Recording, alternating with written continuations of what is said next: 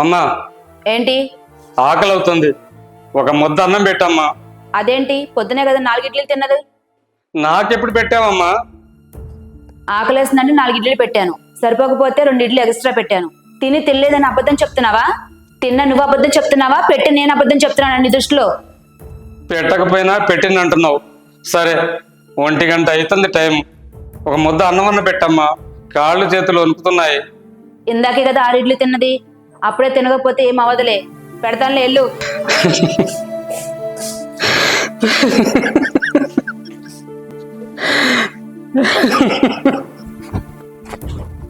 ఏమండి? ఏంటి ఈశ్వరి? నేను మీ నాన్నతో వేగలేకపోతున్నానండి. ఏంటి ఈశ్వరి, ఏమైంది? పొద్దున 6 ఇడ్లీలు తిని తినలేదని చెప్తున్నారు. మధ్యాహ్నం వేడివేడిగా అన్నం వండి పెట్టాను, అది కూడా తినలేదని చెప్తున్నారు. ఆయన తీసుకెళ్లి పిచ్చి హాస్పిటల్ అన్నా పెట్టండి, లేదా నేను మా అమ్మగారింటికన్నా పంపండి. అవునా? సరే, నేను మాట్లాడుతా ఉండు. నాన్న, ఒకసారి ఇట్రా. వస్తున్నా. అన్నం తిన్నావా? అన్నం తినలేదురా, బాగా ఆకలిస్తుందిరా, ఒక ముద్ద అన్నం పెట్టించరా.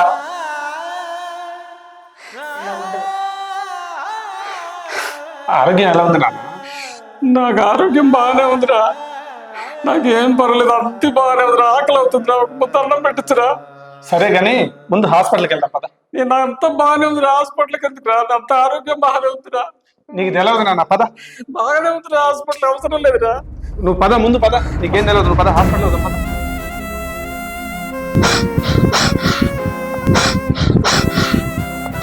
బాగున్నావా?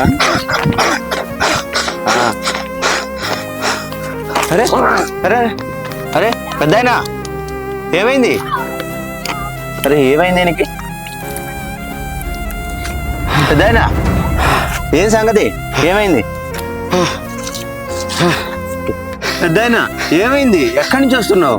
పిచ్చి ఆసుపత్రి నుంచి. పిచ్చి ఆసుపత్రి? పిచ్చోడు కాదయ్యా, పిచ్చోడు కాదు. మా కొడుకు కోడలు అన్నం పెట్టక పిచ్చి హాస్పిటల్లో చేర్పించారయ్యా. పిచ్చోడు కాదయ్యా, పిచ్చోడు కాదు,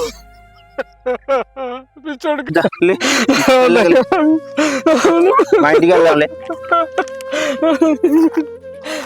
తల్లిదండ్రులను అగౌరవపరిస్తే నీ పిల్లలు అంతా చూస్తూనే పెరుగుతారు.